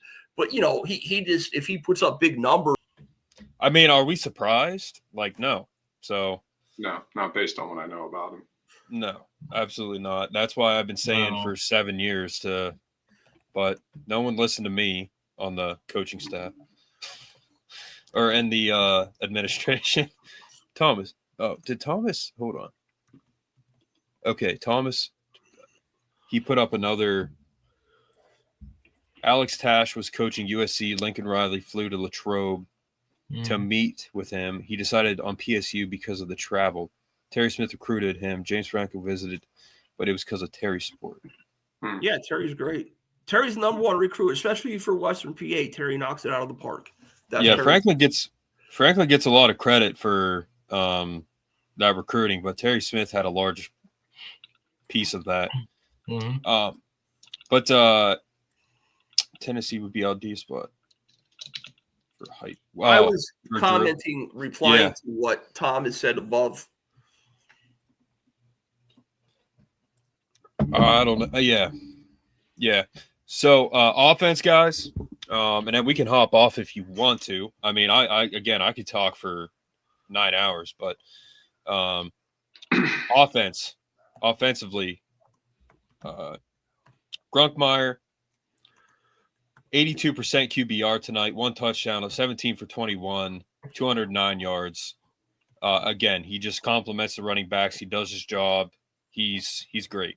You know, Chris, do you want Grunkmeyer to be the quarterback next year, regardless of who our coach is? Who do you want? Would you mind? I'd love to have Grunk. I think Grunkmeyer's. I love them as a recruit. I think you bring some more talent in to help him, the right coach, and you know, some better receivers. Yeah, I'd love the role of Grunkmeyer. Now, obviously, it depends on if you know this coach, if he whoever is, if he could bring some big name quarterback in with him. But you know, outside of that, then no, I'd want Grunkmeyer. Absolutely, I really like Grunk. Him and Kobe Howard have a good relationship, and so you know, he played great too in the secondary. How about Darius Dixon? He's been stepping up. He looks really good. Yeah. Yeah. Better than Harris, that's for sure. Right now. But yeah, Katron again, 226 yards. That's the most rushing yards for running back since Larry Johnson and against MSU in 2002 when he broke 2,000 yards. Yep. Singleton had a great game. I mean, again, they simplified the offense. They're just utilizing their weapons. Like we have been saying it on here for weeks. Simplify the offense. Utilize your weapons. That's exactly what they're doing. The defense. I mean, it's like lack of scheme adjustments, right? Is that what the issue is? Like, I don't get it. It makes no. Oh, yep. Like, what is it? It's lack of scheme adjustments, right? Is that why they simplified it? Yeah. I think it's a combination of just everything bad. You brought in a coach who has a defense coordinator who has the most complex scheme out there, and you lost the core of your defense in the middle. Like, not enough people talk about how big of a loss, like, Devon J. Thomas and Izzard were. Those guys, they might not be big NFL guys, but they're a hell of a lot better right now than what Gilliam and Ford is. I watched Gilliam and Ford get ragdolled and get pushed back all year. They can't handle the double team as well. And then in the middle, you essentially went from Kobe King and Tony Rojas to Amari Campbell and Dom DeLuca. So your entire middle of your defense is a big downgrade. And then on top of that, you have a scheme that's just overly complex. I mean, I don't know what coming in, they said the linebackers are so important in this scheme. And I understand why, because it just seems like they're giving the linebackers too much to cover. Like, you ever see a running play where the linebackers are drifting to the outside, like warning, like the one run when Rutgers had it inside the red zone. And I don't think he scored on this play, but he got to like the 1 yard line, scored on the very next play. It was a little chunk run for like 10 yards. Don DeLuca, the running back, came running right in his gap, and DeLuca went flying out to the flat as if like the quarterback was going to keep it on a read option. Like, it's just something's not right there. And but Rutgers offense was doing a good job of just putting the hat on the hat. And I mean, Penn State was not adjusting to that well. The fact that Rutgers has been to 2 straight bowl games and been there 3 out of 4 years. This year they're not, but Greg Schiano is a great coach, and I really hope that whoever our next coach is, that they consider him for something. I mean, I don't know if he would leave, but he's a great coach, man, and like.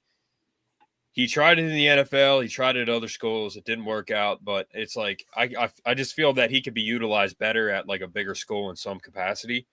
I mean, he's been at Penn State before, but he got screwed by Tennessee with the whole. He did. That was ridiculous, man.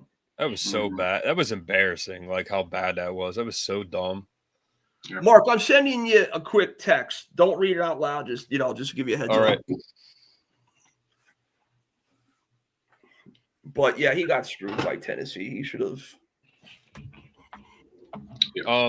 So, but just looking at the team stats, 209 yards. Yeah, he cut. Bro, their quarterback, man. Like, what the hell? Yeah. Like, he had a crazy game. He did, and he's not a bad quarterback. But holy crap, man. Like, offensively, like we did good, but man, the defense just totally let us down. But shout out to Rap, shout out to Katron, shout out to Gronk.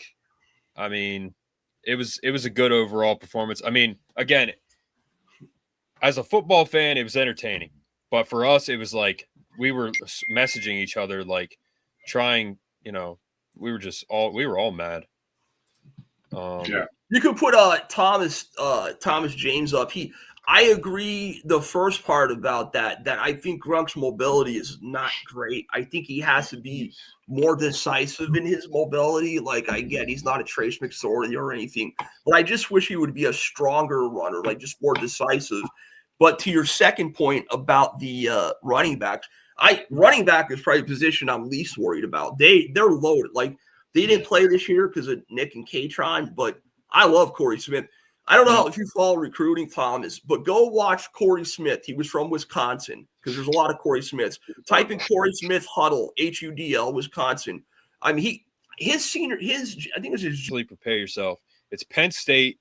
We're going to be okay. but we might lose a lot of people. I don't know, but it's just like I think some people have unrealistic expectations. Like, when are we going to a natty again? It's like, bro, the last guy cooked us, so like we're I don't know what's going to happen, but it could be bad for a little bit. Mm-hmm. We've been through worse, though. You got to keep that in mind. We have been through worse. Yeah, you have to wait for the portals open, JR. But I'm just saying, in general, with a coaching change, that's, I believe, from what I was told, 5 days after. Yeah. To answer, Yeah, because they get JR. They get the option. Players get a portal option 5 days after a new head coach. Yep. Trolls are welcome to Chumleys. And Mark, we have 5 running backs. We're probably losing 1 at least. I mean, you're not going to have all 5. As long as it's not Quentin. Quentin's won the Heisman twice on my college football dynasty, so he can't leave. Corey Smith is probably going to be the starter. He's probably staying. He should stay. Yeah. Corey Smith. Not Cam Wallace. You don't think Cam Wallace will be? We've seen him once Cam this Wallace year. Can stay healthy, man. He had that gruesome injury. He played a little bit after that, but Cam Wallace is elusive. He jumped over that guy. We've been big Cam Wallace fans. So see that's the other thing about the running backs is we saw Cam Wallace one time against Nevada, and I don't think we've ever seen him again. No, we haven't seen any. It's insane. Like, the previous coach, just nothing was working. Like, I don't get it. They retain running back. January 2nd, Chris is wrong.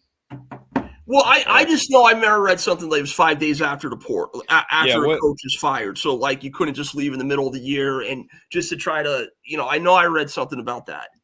Guys, you got to look at it this way. We don't know what's going to happen. So either way, kick back, drink your favorite drink, and just watch it unfold. It could be a massive fire. It could be like a small transition. You don't know. Like, just we don't know. The time. I don't know. I personally do not really care about any of the stuff except for who we hire and what's his plan. That's it. Like, honestly, that's. The timeline to talk about. Yeah, he'll be hired by September 5th next year, and we'll have a team ready, and that's all I know. So, about his 15-day window, yeah, I don't know. There's only 114.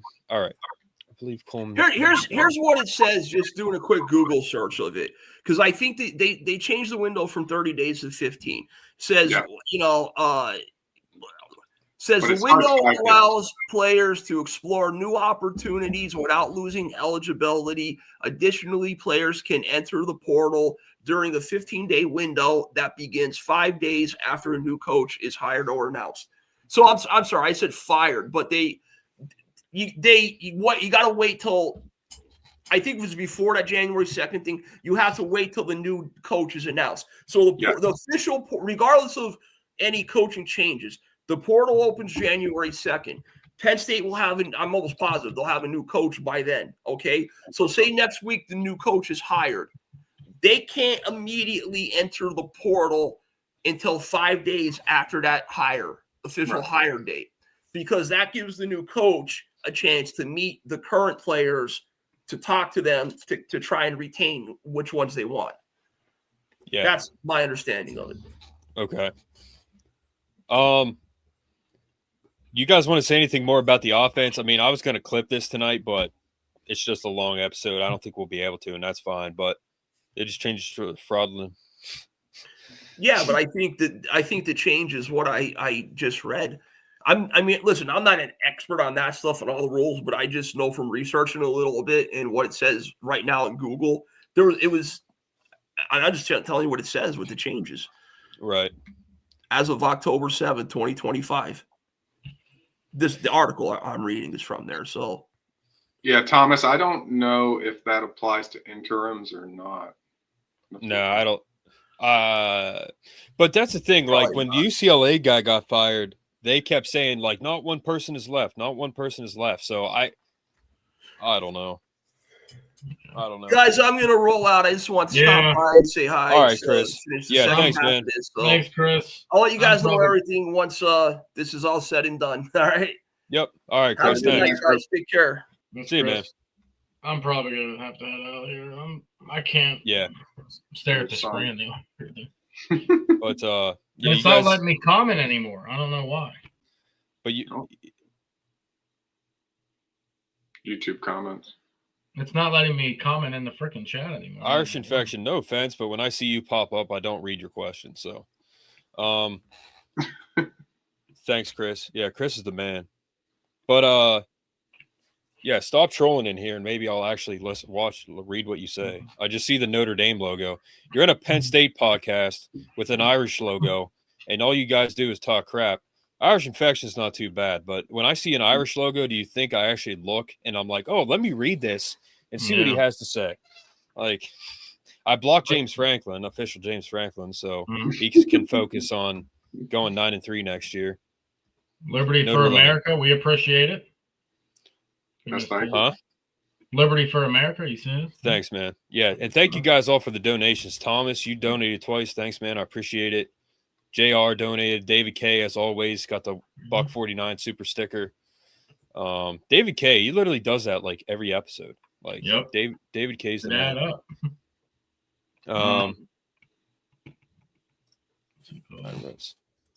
No problem, JR. But yeah, I don't think we have anything else to say, guys. I mean, again, it's post game. It wasn't that structured, but we got our points in. You guys have anything else to say? You good? No, I'm good. All right, Aaron, thanks for coming on, man.